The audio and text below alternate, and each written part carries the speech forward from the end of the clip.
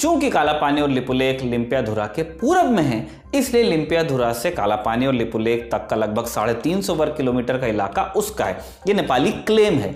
नेपाली अधिकारी कहते रहे हैं कि सुगौली संधि के बाद बनाए गए कई मानचित्र काला पानी को नेपाली क्षेत्र के रूप में दिखाते हैं और इस बात के सबूत हैं कि भारत की आजादी के बाद भी स्थानीय लोगों ने कई सालों तक नेपाल को टैक्स दिया। आप सबको पता है कि इंडिया और नेपाल के ताल्लुकात एक दफा फिर से खराब हो चुके हैं और खराबी के पीछे इस दफा इंडिया का हाथ है और इंडिया चाहता है कि ये हालात खराब हो, ठीक ना हो। और इस दफा हमारे पास एक इंडियन मीडिया का न्यूज रिपोर्ट है जिसमें वो बात ये कर रहा है कि भाई नेपाल और इंडिया के ताल्लुकात अगर खराब हुए वो तो नेपाल की तरफ से हुए, ना कि इंडिया की तरफ से। तो चलिए पहले इनकी वीडियो देखते हैं, पहले इनका रिपोर्ट देखेंगे, फिर आपके साथ शेयर करेंगे कि एक्चुअल चीज कहां पे हुई, कहां प्रॉब्लम आई जिसकी वजह से ये ताल्लुकात दोनों ममालिकों के बीच में फिर से खराब होने लगे। तो सबसे पहले हम इंडियन मीडिया का रिपोर्ट देखेंगे और आपके साथ शेयर करेंगे कि इंडिया और नेपाल के जो ताल्लुकात खराब हुए हैं वो किस वजह से हुए हैं और क्या ये प्रॉब्लम खत्म हो सकती है, ताल्लुकात फिर से बेहतर हो सकते हैं या नहीं। पहले रिपोर्ट देखेंगे फिर आपके साथ बात करते हैं। भारत और नेपाल के बीच जैसा रिश्ता है उसका दूसरा उदाहरण दुनिया में शायद ही कहीं और मिले।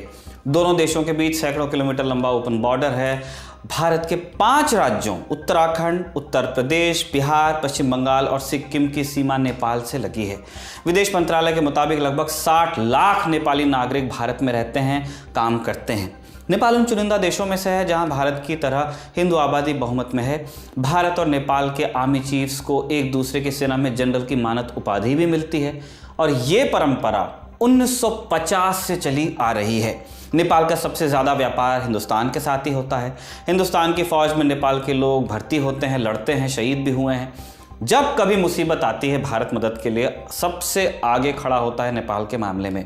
बोलचाल की भाषा में इस संबंध को रोटी बेटी का रिश्ता भी कहते हैं और सिर्फ बोलचाल की बात नहीं है, वास्तव में भारत की बेटियों की शादी नेपाल में होती है, नेपाल की बेटियों की शादी भारत में होती है, एक दूसरे के दामाद बनते हैं। आम धारणा कहती है कि दोनों देशों के बीच किसी तरह का कोई मतभेद होना नहीं चाहिए क्योंकि इतना क्लोज रिलेशन है, मगर कहानी इतनी भी सीधी नहीं है।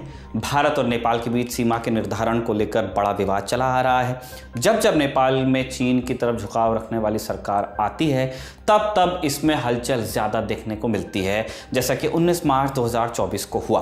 तो आज हम जानेंगे भारत नेपाल सीमा विवाद क्या है, नेपाल सरकार ने अब कौन सा प्रस्ताव वो ले आई है और नेपाल के साथ सीमा विवाद में चीन की क्या भूमिका है।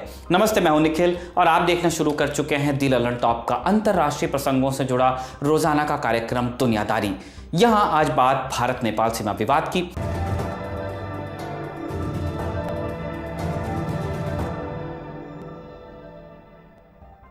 नेपाल में 2 हफ्ते पहले ही सरकार बदली है। 4 मार्च को पुष्प कमल दहल प्रचंड की communist party of Nepal Maoist centre CNP-MC ने शेर बहादुर देउबा की नेपाली कांग्रेस यानी कि NC से गठबंधन तोड़ दिया। फिर हाथ मिलाया KP शर्मा ओली की communist party of Nepal unified Marxist Leninist CNP-UML के साथ। ओली भारत विरोधी बयानों और हरकतों के लिए जाने जाते हैं। उनकी चीन से नज़दीकी भी जगजाहिर है। मीडिया रिपोर्ट्स में कहा गया कि प्रचंड पर चीन का दबाव था, इसलिए उन्हें देउबा से गठबंधन तोड़ना पड़ा। देउबा प्रो इंडिया माने जाते हैं। जब तक प्रचंड और देउबा साथ में रहे भारत के साथ रिश्ते सुमधुर रहे या सुधरते नजर आए। कोई विवादित मसला भी नहीं उठा, लेकिन जैसे ही देउबा हटे कहानी बदलने लगी। 19 मार्च 2024 को नेपाल की राजधानी काठमांडू में नए सत्ताधारी गठबंधन की बैठक हुई। इसमें कॉमन मिनिमम प्रोग्राम पर सहमति बनी। ऐसे बिंदु जिस पर गठबंधन में शामिल सभी दलों की सहमति हो उसी को कॉमन मिनिमम प्रोग्राम कहा जाता है। इसमें एक पॉइंट भारत से जुड़ा भी हुआ था। नेपाल ने तय किया है कि डिप्लोमेटिक चैनल्स के जरिए सुस्ता, लिम्पियाधुरा, लिपुलेख और काला पानी को वापस लिया जाएगा। इन इलाकों को भारत अपना अभिन्न हिस्सा मानता है, जबकि नेपाल कहता है कि ये इलाके उसकी सीमा के अंदर हैं। 2020 में ओली प्रधानमंत्री होते थे, तब उनकी सरकार ने एक नक्शा भी जारी किया था। उसमें इन इलाकों को नेपाल के अंदर दिखाया गया था। इसको लेकर दोनों देशों के रिश्ते तनावपूर्ण भी हुए। अब एक बार फिर से स्थिति बिगड़ने की आशंका जताई जा रही है। ये तो हुआ हालिया विवाद। इतिहास क्या कहता है? नेपाल सरकार ने कॉमन मिनिमम पॉइंट में कुल 4 इलाकों का नाम शामिल किया: लिपुलेख, काला पानी, लिम्पियाधुरा और सुस्ता। इनमें से लिपुलेख, काला पानी और लिम्पियाधुरा का इलाका उत्तराखंड बॉर्डर पर है, जबकि सुस्ता नेपाल की दक्षिणी सीमा पर है, बिहार की तरफ। भारत नेपाल सीमा का निर्धारण 19वीं सदी की शुरुआत में हुआ। तब नेपाल में शाह राजवंश का शासन था। इसकी बुनियाद पृथ्वी नारायण शाह ने रखी। पृथ्वी नारायण शाह 1743 में गोरखा साम्राज्य के राजा हुए। उस समय नेपाल अलग अलग रियासतों में बटा था और उन्होंने उसका एकीकरण किया। इन सारी रियासतों का और नेपाल का जन्म होता है। 1768 में नेपाल साम्राज्य की नींव रखी उन्होंने। पृथ्वी नारायण शाह इस तरह नेपाल के पहले राजा हुए। उनका साम्राज्य पूरब में सिक्किम और पश्चिम में गढ़वाल और कुमाऊं तक फैला था। इस समय भारत में ब्रिटिश ईस्ट इंडिया कंपनी अपने पैर पसार रही थी। मद्रास, बंबई और कलकत्ता में उनका बेस तैयार था। अब वो उत्तर भारत में दबदबा कायम करने की फिराक में लग गए थे। उसी दौरान उनका नेपाल से विवाद हुआ। तिब्बत के साथ व्यापार में मुश्किल पैदा हो रही थी और आखिरकार नवंबर 1814 में ईस्ट इंडिया कंपनी ने नेपाल के खिलाफ एक जंग शुरू की। 2 बरस तक लड़ाई चली और अंत में नेपाल को सरेंडर करना पड़ा। फिर 1816 में पूर्वी चंपारण के सुगौली में एक संधि हुई। इसमें नेपाल की सीमा तय हुई।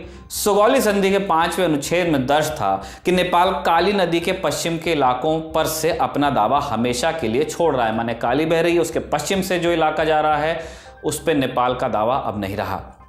इस तरह काली नदी नेपाल की पश्चिमी सीमा बनी, जबकि पूरब में मेची नदी को सीमा बनाया गया। Natural borders. मेची को लेकर अभी तक के कोई विवाद सामने आया नहीं है, लेकिन काली नदी पर पेंच फंस गया। असली विवाद इस नदी के उद्गम को लेकर है कि नदी शुरू कहां से मानी जाए। काली नदी महाकाली की सहायक मानी जाती है। अब महाकाली की 2 धाराएं हैं। एक लिम्पियाधुरा से निकलती है जो उत्तराखंड में है, जबकि दूसरी धारा लिपुलेख से निकलती है। लिपुलेख वो इलाका है जो चीन, नेपाल और भारत का जो ट्राई जंक्शन है वहां पर स्थित है। लिपुलेख से होकर ही चीन के मानसरोवर जाने का एक रास्ता है। सुगौली संधि में कोई नक्शा नहीं लगाया गया था और ना ही ये बताया गया कि किस धारा को काली माना जाएगा, उद्गम कहां होगा। इसलिए इसके निर्धारण को लेकर हमेशा असमंजस बना ही रहा। नेपाल कहता है कि काली नदी लिम्पियाधुरा से निकलती है। चूंकि काला पानी और लिपुलेख लिम्पियाधुरा के पूरब में है, इसलिए लिम्पियाधुरा से काला पानी और लिपुलेख तक का लगभग 350 वर्ग किलोमीटर का इलाका उसका है। ये नेपाली क्लेम है। नेपाली अधिकारी कहते रहे हैं कि सुगौली संधि के बाद बनाए गए कई मानचित्र काला पानी को नेपाली क्षेत्र के रूप में दिखाते हैं और इस बात के सबूत हैं कि भारत की आज़ादी के बाद भी स्थानीय लोगों ने कई सालों तक नेपाल को टैक्स दिया। भारत का दावा क्या है? हिंदुस्तान का दावा है कि काली नदी की शुरुआत लिम्पियाधुरा से बहुत नीचे कहीं है, काला पानी के पास से। नक्शे में उत्तर की ओर की सीमा निर्धारित नहीं की गई और तो और लंबे समय से इस इलाके का कंट्रोल उसी के पास रहा। 1962 युद्ध के दौरान भारत ने इस इलाके में अपनी फौज भी तैनात की थी। तब भी नेपाल ने नहीं कहा कि भाई हमारे इलाके में आपकी फौज क्या कर रही है, इसलिए ये इलाका तो हिंदुस्तान का हुआ। सुस्ता को लेकर क्या झगड़ा है? सुस्ता नेपाल की दक्षिणी सीमा पर है, जैसा हमने बताया बिहार से लगा हुआ। 1816 की सुगौली संधि ने नारायणी नदी को भारत और नेपाल के बीच की सीमा के रूप में मान्यता दी थी। इसके मुताबिक नदी का पूर्वी भाग भारत का था और पश्चिमी भाग नेपाल का। जिस समय संधि पर हस्ताक्षर हुए उस समय सुस्ता का इलाका इस नदी के पश्चिम में ही था, लेकिन जैसे जैसे नदी ने अपना रास्ता बदला, अब कुदरत है, रास्ता बदलती है नदियाँ, सुस्ता नदी के पूर्व की ओर चला जाता गया। चूंकि सुगौली संधि के मुताबिक नदी के पश्चिम का इलाका भारत का था, इसलिए यह इलाका दोनों देशों के बीच विवाद की वजह बना। अब दावे हो गए सारे। विवाद कब शुरू हुआ? सुगौली संधि के 175 बरस बाद सीमाओं को लेकर कोई बड़ा विवाद नहीं हुआ। 175 बरस तक शांति रही। ब्रिटेन से आज़ाद होने के बाद भारत ने 1950 में नेपाल के साथ एक मैत्री संधि भी की। इसमें सीमाओं को खुला रखने पर सहमति बन गई कि भाई जब इतना क्लोज कोऑर्डिनेशन है तो क्यों इसमें बाड़ लगाना। दोनों देशों के लोग एक दूसरे के यहाँ बिना पासपोर्ट और वीज़ा के आ जा सकते थे, काम कर सकते थे, प्रॉपर्टी, वोटिंग छोड़ के लगभग सब कर सकते थे और यही व्यवस्था आज तक कायम है। मगर 1990 के दशक में नेपाल में लोकतंत्र आया और फिर संसदीय चुनाव का रास्ता साफ हुआ। अच्छा हुआ नेपाल के साथ ये। तब नेपाल सरकार ने भारत के साथ सीमाओं का मसला उठाना शुरू किया। जो नई गवर्नमेंट्स आने लगी, कई दफ़ा कमिटीज़ बनी मगर कोई हल निकला नहीं। फिर आया 2019 का साल। 5 अगस्त को भारत ने आर्टिकल 370 को हटाकर जम्मू कश्मीर का विशेष दर्जा खत्म कर दिया। जम्मू कश्मीर और लद्दाख को केंद्र शासित प्रदेश घोषित किया गया। इसके कुछ ही दिनों बाद भारत ने अपना नया नक्शा जारी किया, सर्वे जनरल ऑफ इंडिया जो है। इसमें काला पानी को हिंदुस्तान में दिखाया गया और नेपाल ने इसी पर आपत्ति दर्ज करा दी। 2019 में नेपाल के विदेश मंत्रालय ने कहा कि नेपाल सरकार अपनी सीमाओं की सुरक्षा के लिए प्रतिबद्ध है और हमारी पोजीशन, माने नेपाल की पोजीशन ये है कि पड़ोसी देशों के साथ सीमा विवाद ऐतिहासिक दस्तावेजों, तथ्यों और सबूतों के आधार पर डिप्लोमैटिक चैनल्स के जरिए सुलझाने चाहिए। इसके एक दिन बाद भारत के विदेश मंत्रालय ने जवाब दिया, कहा कि हमारा नक्शा भारत की संप्रभु सीमा को दर्शाता है। नए नक्शे में नेपाल की सीमा के साथ कोई बदलाव नहीं किया गया। हमने एक्सटर्नल बॉर्डर्स को अपने बदला ही नहीं, हमने तो अपने स्टेट्स के अंदर एक रीऑर्गेनाइजेशन को किया, इसलिए नया मैप है। बाहर की सीमा तो चेंज नहीं हुई। दोनों देशों के बीच दोस्ताना संबंध है, हम बातचीत के जरिए कोई समाधान निकाल लेंगे। 18 नवंबर 2019 को तत्कालीन प्रधानमंत्री नेपाल के केपी शर्मा ओली ने मामले पर पहला बयान दिया। एक कार्यक्रम में उन्होंने कहा कि काला पानी का इलाका नेपाल का है और भारत को तत्काल प्रभाव से अपने सैनिकों को वहां से निकाल लेना चाहिए। फिर 8 मई 2020 की तारीख आती है। भारत ने धारचूला को लिपुलेख से जोड़ने वाली सड़क का उद्घाटन किया। नेपाल ने इस पर भी आपत्ति जताई, कहा कि यह सड़क नेपाल की सीमा में होकर गुजर रही है। भारत ने कहा कि यह इल्जाम गलत है, सड़क पूरी तरह से हिंदुस्तान की हद में बनी है। कई लोगों ने यह भी कहा कि इस सड़क की नींव बरसों पहले रख दी गई थी, तब नेपाल ने कोई विरोध नहीं किया, अभी तो उस पर डामर चढ़ा है, तो अब क्या दिक्कत है। जब सड़क बनकर तैयार हो गई तो वो जबरदस्ती का विवाद खड़ा करने की कोशिश कर रहा है। सड़क के उद्घाटन के कुछ दिन बाद तत्कालीन प्रधानमंत्री केपी शर्मा ओली ने संसद में भाषण दिया। इस भाषण में उन्होंने भारत को काफी बुरा भला कहा। यह भी कह दिया कि नेपाल में कोरोना वायरस फैलाने के पीछे भारत है। इस भाषण के एक दिन बाद यानी 18 मई 2020 को नेपाल ने नया राजनीतिक नक्शा जारी कर दिया, पॉलिटिकल मैप। इसमें नेपाल ने लिपुलेख, कालापानी और लिम्पियाधुरो को अपना हिस्सा दिखा दिया। भारत ने कड़ा विरोध किया, कहा कि नेपाल का ये एक तरफा फैसला है, इसे स्वीकार नहीं किया जाएगा। आपने हमसे पूछ के हमारे साथ बैठ करके मैप बनाया नहीं, खुद डिक्लेयर कर दिया। नेपाल सरकार ने नए नक्शे को स्कूल के सिलेबस में शामिल करने का फैसला किया। हालांकि सितंबर 2020 में खबर आई कि सरकार ने नए नक्शे वाली किताबों को चलन से अलग कर लिया है। फिर आया 2021 का साल। 13 जुलाई को केपी ओली को प्रधानमंत्री के पद से इस्तीफा देना पड़ा। अगस्त 2022 में ओली ने दावा किया कि उन्हें कुर्सी से इसलिए हटाया गया क्योंकि उन्होंने लिपुलेख, कालापानी और लिम्पियाधुरो का नेपाल के नक्शे में शामिल करवाया था।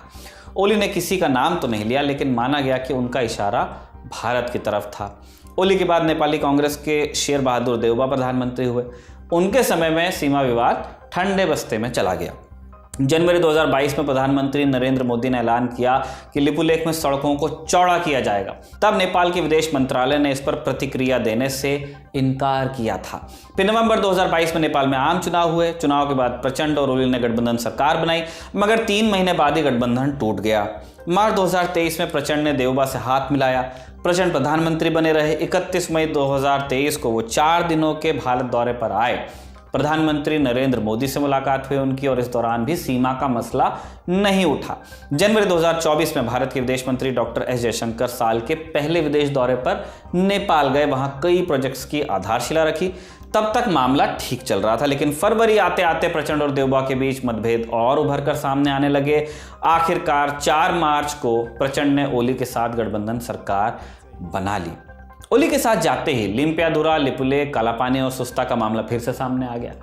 इस पर भारत सरकार कैसे जवाब देती है, देखने वाली बात है। नेपाल के साथ सीमा विवाद पर देश के विदेश मंत्री डॉक्टर एस जयशंकर ने ललन टॉप को क्या बताया था, आप वैसे वो सुन लीजिए। हम लोग जब पढ़ाई करते हैं भारत नेपाल संबंधों की एज ए सिटीजन, हमें ये नहीं पता था कुछ बरस पहले तक कि भारत और नेपाल के बीच भी सीमा को लेकर इस तरह के विवाद हैं। काला पानी और लिपुलेख का जिक्र आने से पहले लिपुलेख को लेकर अभी क्या स्थिति है, क्योंकि बयानबाजी वहां अगेन लगातार हो रही है। मतलब वो अभी अटका हुआ है मामला या इस पे प्रोग्रेस हो रही है, कन्वर्सेशंस चल रहे हैं?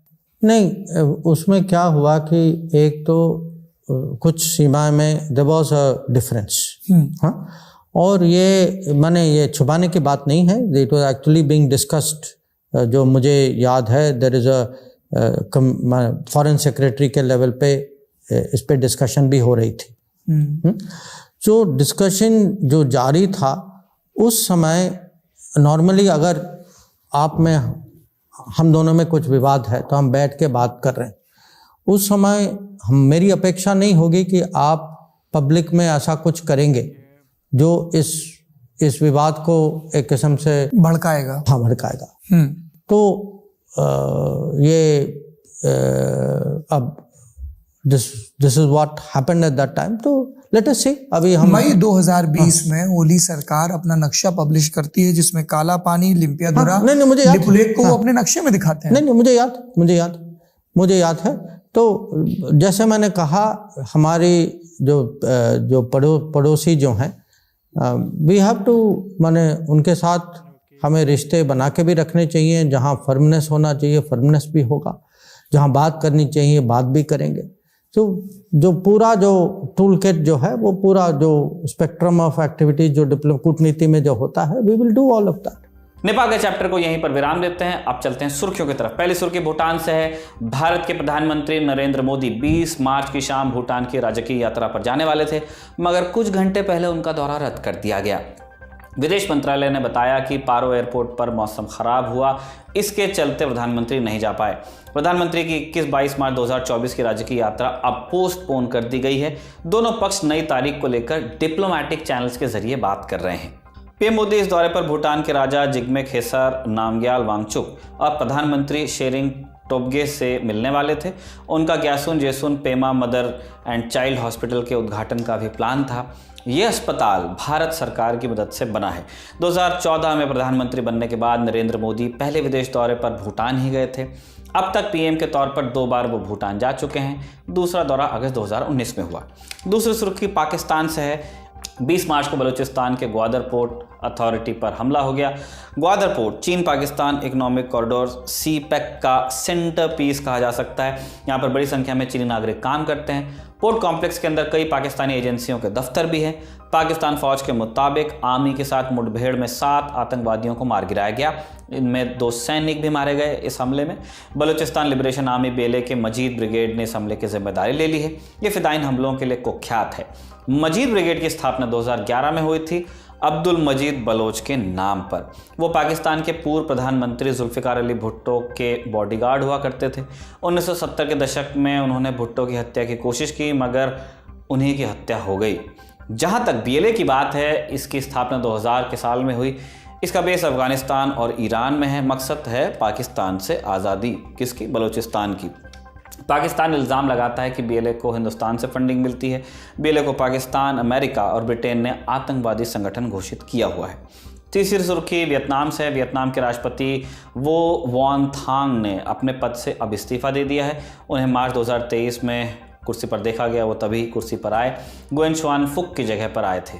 फुक पर भ्रष्टाचार के आरोप थे। थांग भी भ्रष्टाचार के आरोप में ही उनको जाना पड़ा।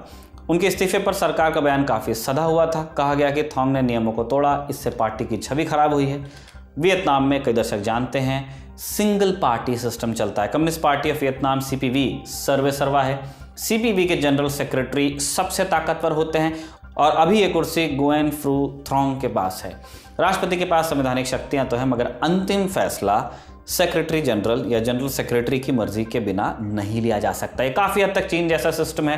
हालांकि चीन में आमतौर पर जनरल सेक्रेटरी और राष्ट्रपति एक ही व्यक्ति होता है, जैसा कि अभी हैं शी जिनपिंग। अब आगे क्या होगा? 21 मार्च को वियतनाम की संसद नेशनल असेंबली की बैठक होगी। इसमें थॉन्ग के इस्तीफे पर औपचारिक मोहर लगेगी। जब तक नए राष्ट्रपति की नियुक्ति नहीं हो जाती, तब तक उपराष्ट्रपति एक्टिंग प्रेसिडेंट की भूमिका में होंगे। चौथी सुर्खी भी इस्तीफे की खबर से जुड़ी है। 20 मार्च को आयरलैंड के प्रधानमंत्री लियो वराडकर ने भी कुर्सी छोड़ने का ऐलान किया। उन्होंने सत्ताधारी फाइन गेल पार्टी के नेता के पद से इस्तीफा दे दिया। जैसे ही नए प्रधानमंत्री का चुनाव हो जाता है, वो पीएम की कुर्सी भी छोड़ देंगे। वराडकर ने चुनाव के लिए 6 अप्रैल की तारीख सुझाई है। इस्तीफे के ऐलान के बाद वराडकर बोले कि पर्सनल और पॉलिटिकल वजहों से कुर्सी छोड़ रहे हैं। ज्यादा बड़ी वजह पॉलिटिकल ही है। वैसे प्रधानमंत्री के तौर पर वराडकर का ये दूसरा कार्यकाल था। पहला कार्यकाल 2017 से 2020 तक था। दूसरा कार्यकाल दिसंबर 2022 में शुरू हुआ। 2017 में वराडकर आयरलैंड के इतिहास के सबसे युवा प्रधानमंत्री थे। वो पहले समलैंगिक प्रधानमंत्री भी थे। उनका ताल्लुक हिंदुस्तान से है। लियो के पिता अशोक वराडकर मुंबई में पैदा हुए थे। दिसंबर 2019 में लियो वराडकर ने अपने पिता के पैतृक गांव वराड का दौरा भी किया था। आज की 5वीं और आखिरी सुर्खी इटली से है। इटली की प्रधानमंत्री जॉर्जिया मेलोनी भी डीप फेक का शिकार हो गई हैं। डीप फेक में किसी और के शरीर पर आपका चेहरा लगा दिया जाता है, फिर उसका गलत इस्तेमाल किया जा सकता है। मेलोनी का चेहरा किसी अडल्ट फिल्म में इस्तेमाल किया गया। यह घटना 2022 की है। तब मेलोनी प्रधानमंत्री नहीं थी। इस केस में एक बाप बेटे की जोड़ी के खिलाफ जांच चल रही है। दोनों के ऊपर मानहानि का आरोप है। मेलेनी ने 90 लाख रुपए का मुआवजा भी मांगा है। अगर वो ये केस जीत जाती हैं तो पूरी रकम हिंसा के शिकार महिलाओं के लिए दान करेंगी, ऐसा कहा है। आज के दुनियादारी में बस इतना ही। कल आपसे फिर मुलाकात होगी। ऐसी कामना के साथ विदा लेते हैं। शुक्रिया, शुभ रात्रि।